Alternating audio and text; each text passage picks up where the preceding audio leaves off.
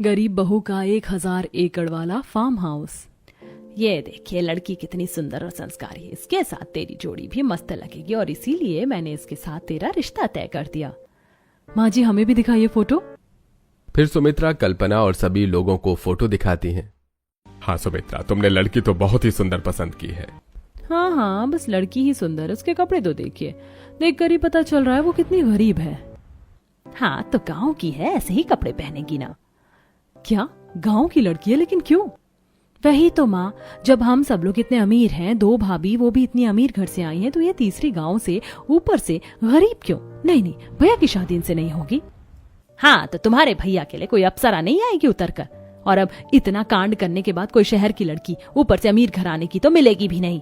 और वैसे भी अमीर और गरीब से क्या फर्क पड़ता है? हम लोग कौन सा तुम दोनों को अमीर है ये देख कर लाई थे? तुम दोनों पसंद आ गई थी तो करवा दी थी शादी।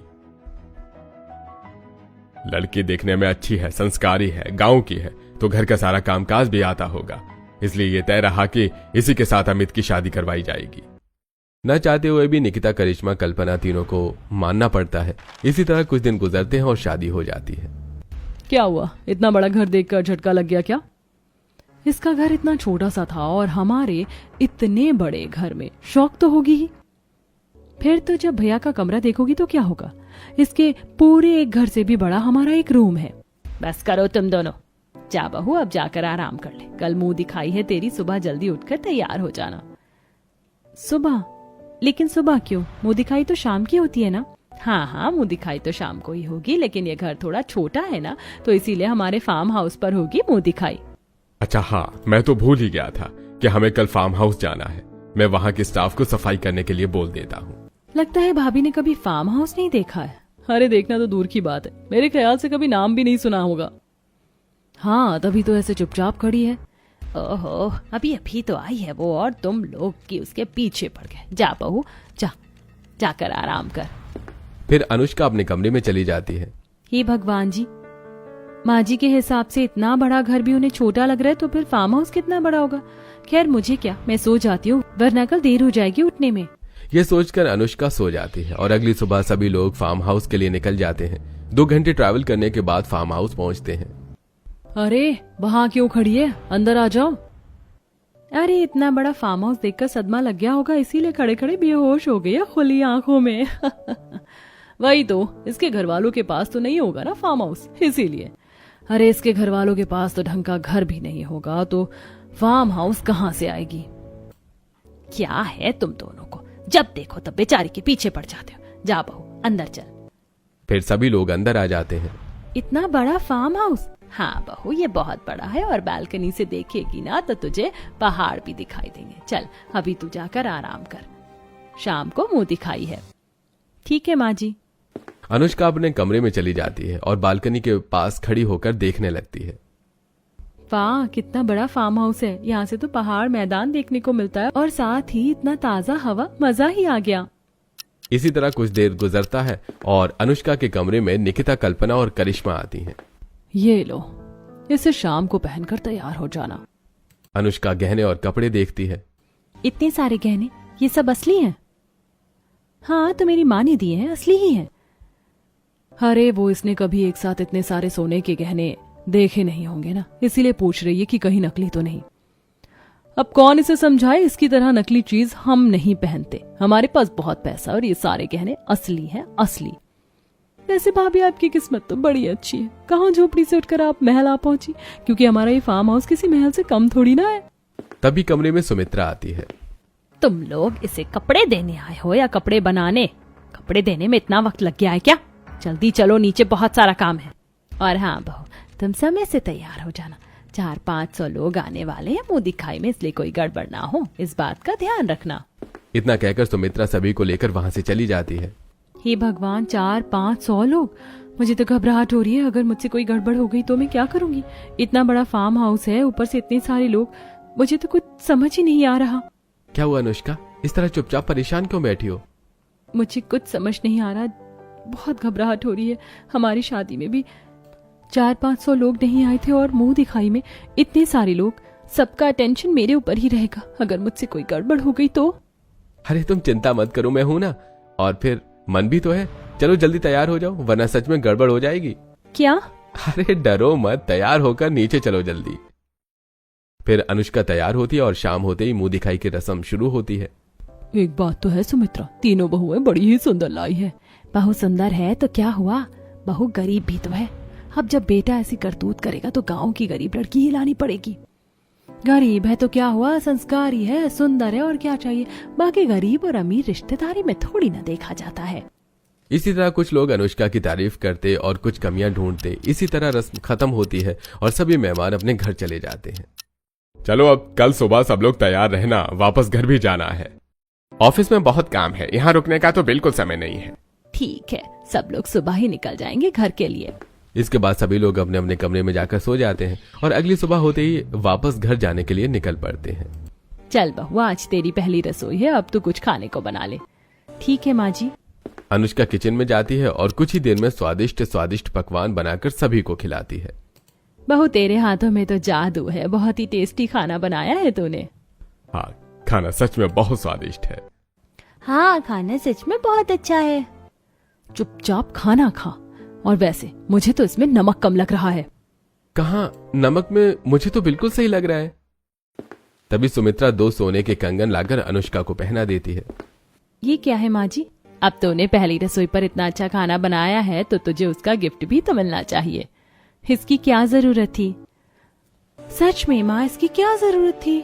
हाँ, आप नहीं देंगी तब भी इस गंवार को कौन सा पता चलने वाला था कि पहली रसोई पर सोने के कंगन देते हैं, क्योंकि इसकी माँ ने तो कभी इसकी भाभी को दिया नहीं होगा। हाँ माँ, रहने दीजिए। वही तो, वैसे भी ये कंगन इसकी औकात से बाहर है। चुप हो जाओ तुम तीनों। और बहू, तू ये कंगन कभी मत खोलना, ठीक है? इसी तरह कुछ दिन बीतते हैं। एक दिन, कितना बड़ा घर है और यहाँ से बाहर देखने में कितना मजा आता है। ठंडी ठंडी हवा, सुहाना मौसम, आहा हा। नीचे सब्जी वाला आया है। सब्जी ले लो, ताजी ताजी सब्जी, सस्ते दामों में सब्जी ले लो। सब्जी वाला आया है, घर में सब्जी भी नहीं है, जल्दी से नीचे जाती हूँ वरना चला जाएगा। अनुष्का दौड़ते हुए नीचे जाती है और उसे दौड़ता देख सुमित्रा पूछती है, क्या हुआ बहू, इस तरह से दौड़ते हुए कहाँ जा रही है? माँ, वो सब्जी खत्म हो गई है तो उसी को लेने जा रही थी। बाहर सब्जी वाला आया है।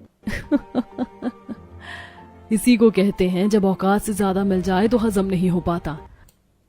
ओ महान लड़की, हम लोग ऐसे फुटपाथ या ठेले से सब्जी नहीं खरीदते, ऑनलाइन या फिर शॉपिंग मॉल से ही लेते हैं। हाँ बहू, हम लोग बाहर से सब्जी नहीं खरीदते क्योंकि यहाँ वहाँ हाइजीन मेंटेन नहीं होता। अरे माँ, आपने हाइजीनिक कह दिया, बेचारी को तो हाइजीन का मतलब ही नहीं पता होगा। तुम लोग कब बेचारी का पीछा छोड़ोगे? बहू तू जा, इन्हें मैं देखती हूँ। अनुष्का बिना कुछ कहे अपने कमरे में आ जाती है और ये सब रात को जब अमित को पता चलता है तो, देखो तुम भाभी की बातों का बुरा मत मानो, वो लोगों को बस ताने मारने में मजा उनको आता है, चाहे सामने कोई भी हो। तुम उनकी बातों को कभी दिल पर मत लगाना। हाँ, मैं उनकी बातों को अनदेखा कर देती हूँ, लेकिन और कब तक? क्या जब तक मैं इस घर में रहूंगी तब तक मुझे उनके ताने सुनने पड़ेंगे? नहीं, देखा ऐसी बात नहीं है, कुछ दिनों में सब सही हो जाएगा। बस तुम भगवान पर भरोसा रखो और अपना काम करो। देखना एक ना एक दिन निकिता भाभी ही तुम्हारी सबसे अच्छी भाभी बन जाएंगी। अच्छा, ऐसा आप कैसे कह सकते हैं? नहीं नहीं, मैं कोई भविष्यवाणी नहीं कर रहा हूँ, मैं तो बस कह रहा हूँ कि ऐसा हो सकता है। वैसे और भी बहुत कुछ है जो हो सकता है। क्या आप भी? इसी तरह दोनों थोड़ी देर बातें करते हैं और फिर सो जाते हैं।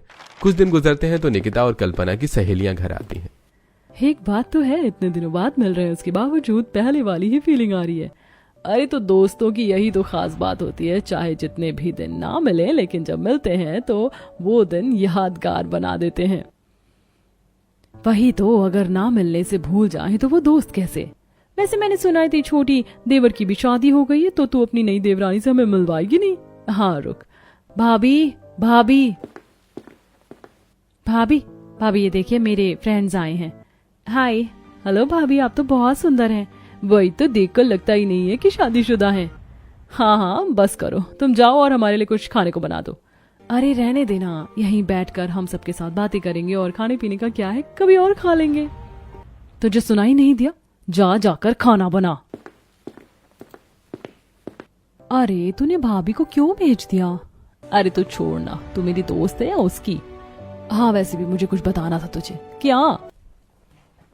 इस तरह से कल्पना बात घुमा देती है और दूसरी तरफ अनुष्का तरह तरह के पकवान बनाती है। कुछ देर में वो सभी को तरह तरह के पकवान खिलाती है। कितना टेस्टी है यार, इसे खाकर तो मजा आ गया।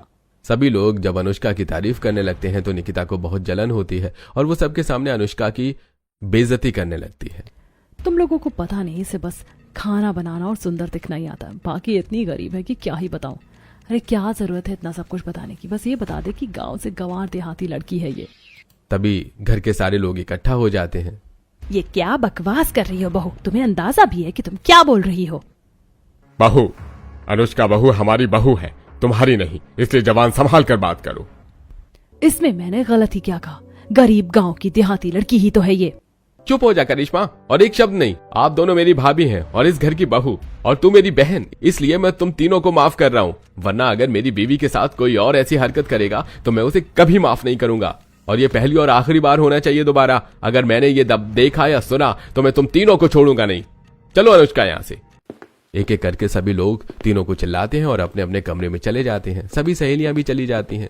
लगता है हम लोगों ने कुछ ज्यादा ही कह दिया, हमें ऐसा नहीं कहना चाहिए था। छोड़िए, इतना सोचने का समय नहीं है मेरे पास, और वैसे भी इन सब चीजों से हमें क्या। इतना कहकर दोनों ही अपने अपने कमरों में चली जाती हैं।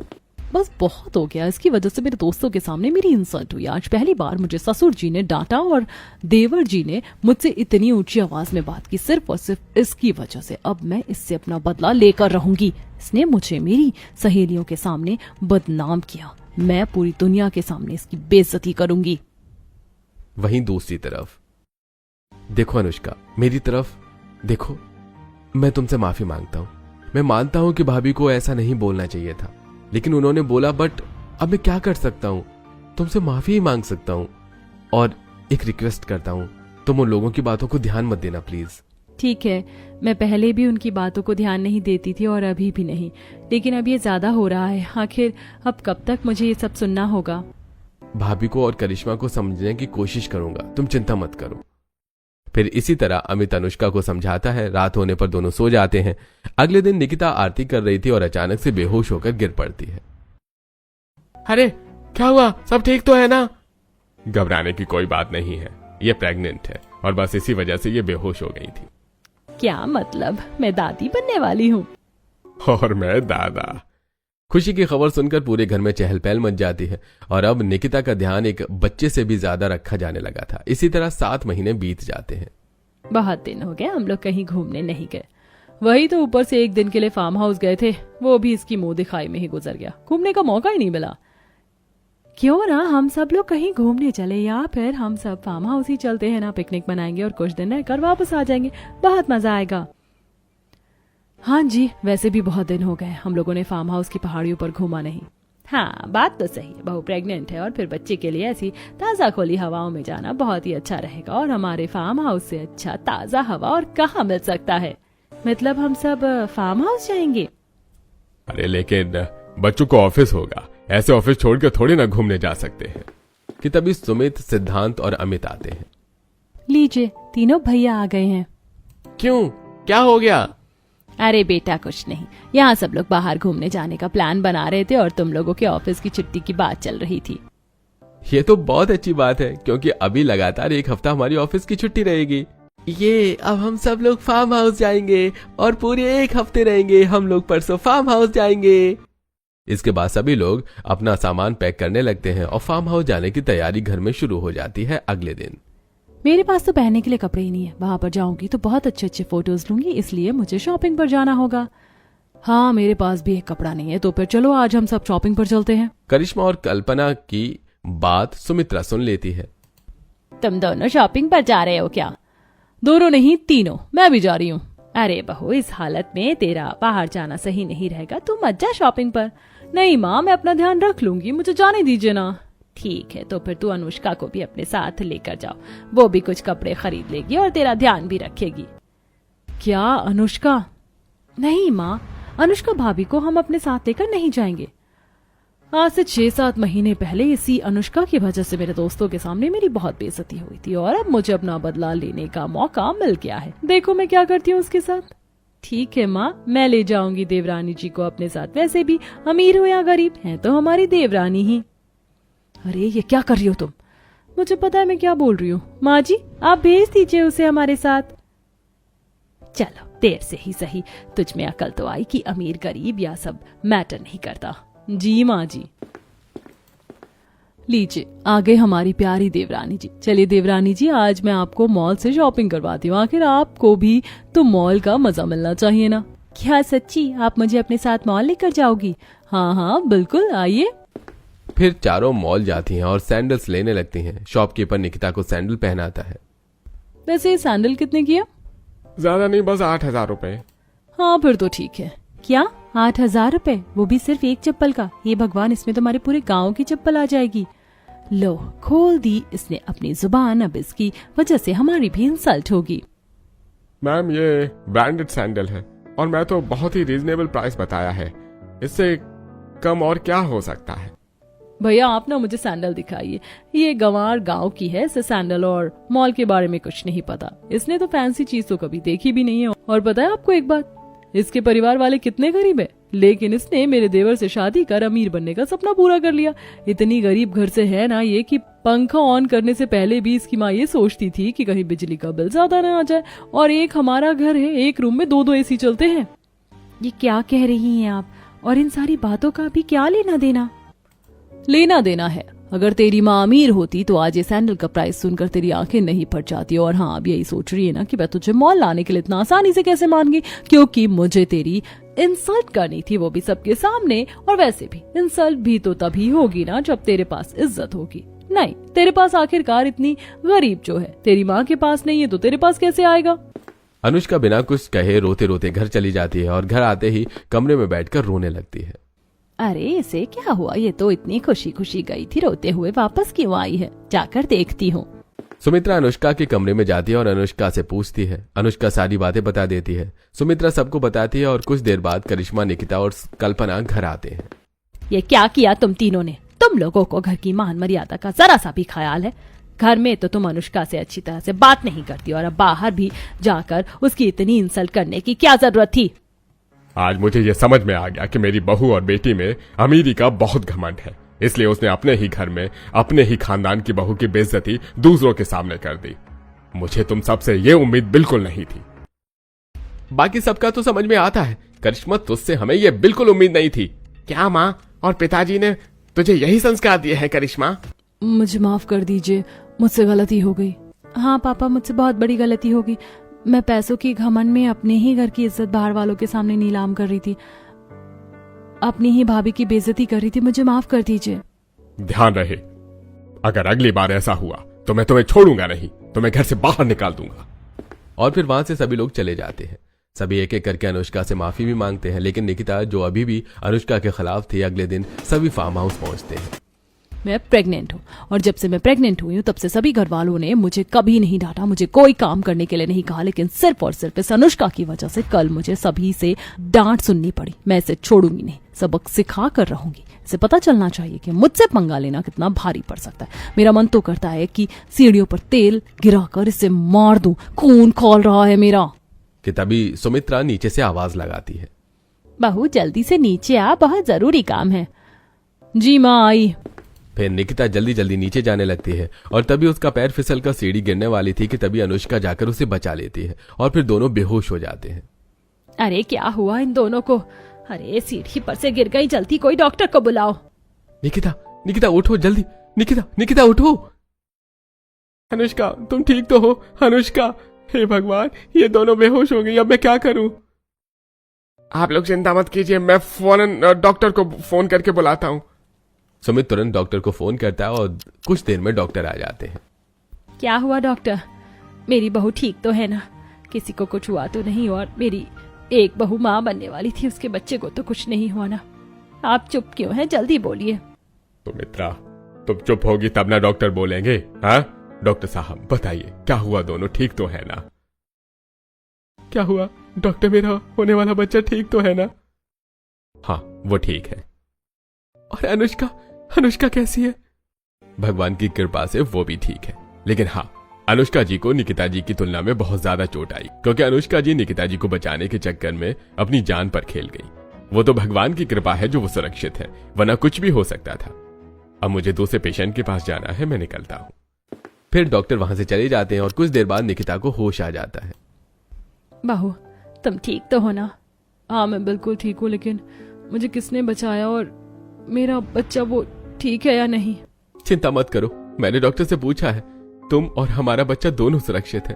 और तुम्हें अनुष्का ने बचाया है, वो भी अपनी जान पर खेलकर। और हाँ, सिर्फ तुम्हें ही नहीं, हमारे बच्चे को भी। पता है बहू, जिसे हमेशा तू ताना मारती, जिसकी इंसल्ट करती, आज उसी की वजह से तू और तेरा बच्चा सुरक्षित है, वरना ना जाने क्या हो जाता। तभी अनुष्का को होश आता है। अनुष्का, ठीक तो हो ना तुम? हाँ मैं ठीक हूँ। आउच। अरे तुम आराम करो तुम। हाँ हाँ ठीक है। आप ये बताइए कि जेठानी जी का बच्चा कैसा है अभी? हाँ वो भी ठीक है। वैसे थैंक यू अनुष्का, तुम्हारी वजह से आज हमारा बच्चा बच पाया है, वरना पता नहीं क्या हो जाता। निकिता की तरफ से मैं भी थैंक यू बोलता हूँ। क्यों? मेरी तरफ से आप क्यों थैंक यू बोलेंगे? मैं खुद बोलूंगी देवरानी जी को थैंक यू। क्या तुम? मुझे माफ कर दीजिए, मैं शुरू से लेकर अभी तक आपके साथ इतना बुरा बर्ताव करती आई। जब देखो तब आपको नीचा दिखाया, आपकी इंसल्ट की, आपको डराया धमकाया, लेकिन इन सब के बावजूद आपने मेरी और मेरे बच्चे की जान बचाने के लिए अपनी जान दांव पर लगा दी। डॉक्टर ने भी ये कहा कि अगर आप ना होती तो शायद आज पता नहीं क्या हो जाता। देवरानी जी मुझे माफ कर दीजिए। मुझे ये समझ में आ गया कि इंसान दिल से कभी गरीब नहीं होता। पैसे तो बस कमाए जाते हैं, लेकिन जो प्यार होता है वो पाना होता है। और आज आपने मेरा दिल जीत लिया। बस मैं ही थी जो आपको समझ नहीं पाई। कोई बात नहीं, आपको आपकी गलती का एहसास हो गया, मेरे लिए इतना ही काफी है। और फिर आपने मुझे ताने मारे थे, आपके होने वाले बच्चों ने तो नहीं।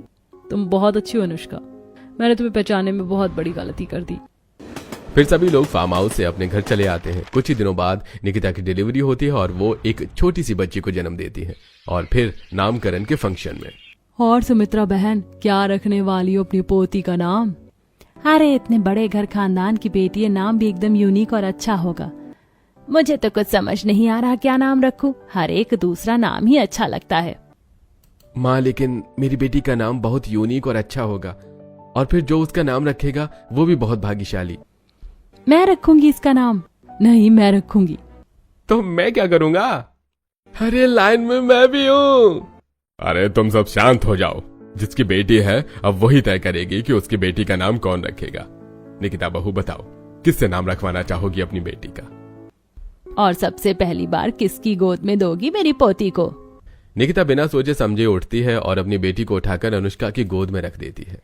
इसका नाम रखने और इसे सबसे पहली बार नामकरण की रस्म में गोदी में लेने का सबसे ज्यादा और सबसे पहला हक तुम्हारा है, क्योंकि अगर उस दिन तुमने मेरी जान नहीं बचाई होती तो आज ये भी इस दुनिया में नहीं आ पाती। इसीलिए मैं तो इसकी माँ हूँ, लेकिन साथ में तुम भी। क्या मैं? हाँ हाँ तुम। चलो अब अच्छा नाम रखना मेरी बेटी का। हाँ हाँ अच्छा ही रखूंगी। फिर नामकरण की रचना शुरू होती है और अनुष्का निकिता की बेटी के कान में उसका नाम बोलती है। क्या नाम रखा तुमने? भाभी जल्दी बताइए ना। इसका नाम मैंने अंकिता रखा है। ये तो बड़ा ही प्यारा नाम है और मेरे नाम से मिलता जुलता भी। देखा, मैंने कहा था ना, एक दिन निकिता भाभी तुम्हारी सबसे अच्छी जेठानी बनेगी। हो गई ना वो बात सच? हाँ याद आया, आपने कहा था। कहीं आप ज्योतिषी तो नहीं? ले लो तुम भी मजे ले लो। इसी तरह अमीरी और गरीबी की सोच खत्म होती है और पूरा परिवार खुशी खुशी एक दूसरे के साथ रहने लगता है।